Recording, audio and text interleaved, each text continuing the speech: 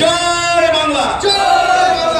জেনে রাখুন আজকে বেলডাঙার ঘটনা, যে ছেলেটিকে 1.5 মাস পর অ্যারেস্ট করা হয়েছে, যে ছেলেটির মোবাইল থেকে সেদিনের সেই কর্মটি করা হয়েছিল, সেই ছেলেটি কল্যাণী বিশ্ববিদ্যালয়ে পড়ে। সেই ছেলেটির বিজেপি পার্টির যে ছাত্র সংগঠন, তার নেতা কল্যাণী বিশ্ববিদ্যালয়ে। এই ভারতবর্ষের মানুষ, বাংলার মানুষ, আমার হৃদয়ে রবীন্দ্রনাথ, আমার চেতনায় নজরুল। আমার সামনে মাতঙ্গিনী হাজরা তো বেগম রোকেয়া, বেগম হযরত মল স্বাধীনতা আন্দোলনে। আমার সামনে ফাঁসির মঞ্চে ক্ষুদিরাম বোস, তো একদিকে আশফাকুল্লাহ খান ফাঁসির মঞ্চে। এটাই বাংলা, এটাই ভারতবর্ষ। খুব স্বাভাবিকভাবে এই মুর্শিদাবাদের মানুষ, আমাদের অভাব আছে, আমাদের গরিবী আছে, আমাদের যন্ত্রণা আছে, কিন্তু আমরা পোষ্যতা স্বীকার করিনি। আমরা ওয়াশিং মেশিনে ঢুকিনি। মমতা বন্দ্যোপাধ্যায়, অভিষেক বন্দ্যোপাধ্যায় ইডি সিবিআই দিয়ে ওয়াশিং মেশিনে ঢুকিনি। এটাই বাংলা, এটাই তৃণমূল কংগ্রেস, এটাই মমতা বন্দ্যোপাধ্যায়ের দল। তাই কারণ বিজেপি পার্টির নির্দেশ। আমাদের আজকের কাশ্মীর কাণ্ডে আমাদের ভাই আজ শহীদ হলো।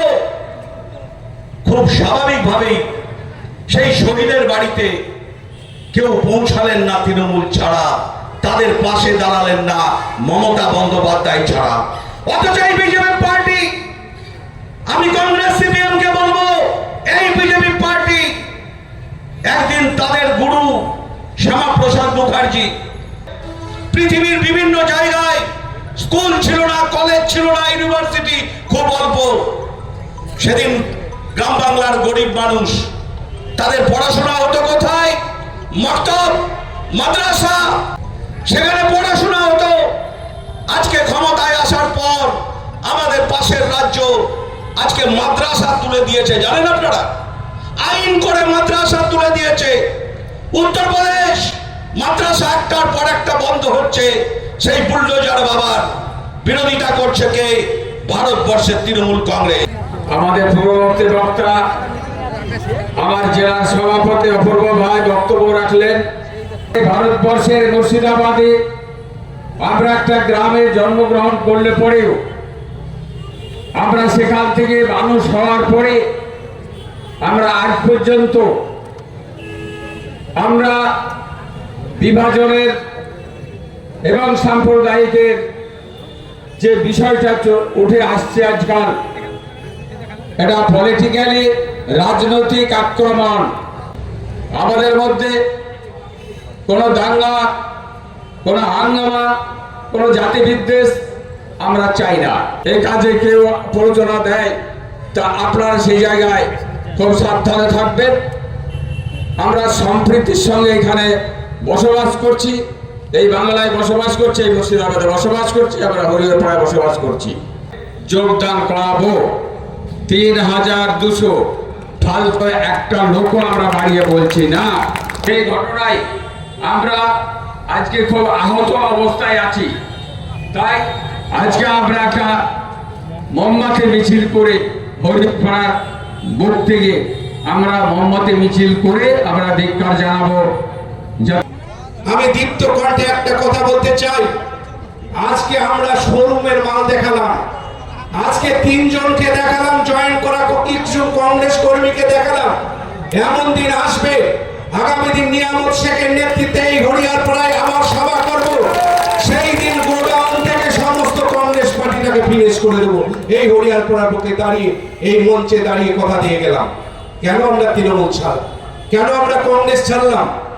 কেন আমাদেরকে তৃণমূলে আসতে হলো?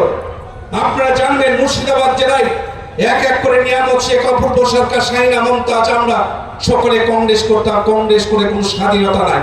যে কংগ্রেস, মুর্শিদাবাদ জেলার কংগ্রেস আজকে কংগ্রেসের চেয়ারে বসে আরএসএস এর কথা, যে কংগ্রেসের সভাপতি যে কংগ্রেসের নেতা বলে বাংলাদেশ কোনোদিন হয়তো মালদা এবং মুর্শিদাবাদকে দাবি করবে, আরএসএস এর সুরে কথা বলে, আমরা সেই সমস্ত কংগ্রেস নেতাদেরকে ধিক্কার জানাই। এই সমস্ত কংগ্রেস নেতাদেরকে ধিক্কার জানাই।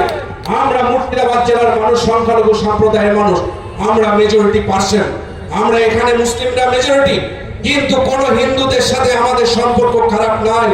আর এই কালিদাস তিনি বসে বসে সাম্প্রদায়িকতার বীজ ছড়াচ্ছে, সেই বীজ হতে আপনারা সাবধান হয়ে যান। পার্শ্ববর্তী ব্লক আমাদের এই হরিয়ারপাড়া পার্শ্ববর্তী ব্লক হচ্ছে নওদা। আগামী দিন নওদায় বড় জনসভা হবে, ডোমকলে বড় জনসভা হবে, বেলডাঙ্গায় জনসভা হবে। এক এক করে মুর্শিদাবাদ জেলার প্রত্যেকটা প্রান্তে আপনাদের দোয়া আশীর্বাদ নিয়ে আমরা তৃণমূল কংগ্রেসের যারা কর্মী আছেন আপনারা সকলে চলে আসবেন, আপনাদের পাশে আমরা আছি। আজকে যারা এসেছেন আপনাদের কোনো ভয়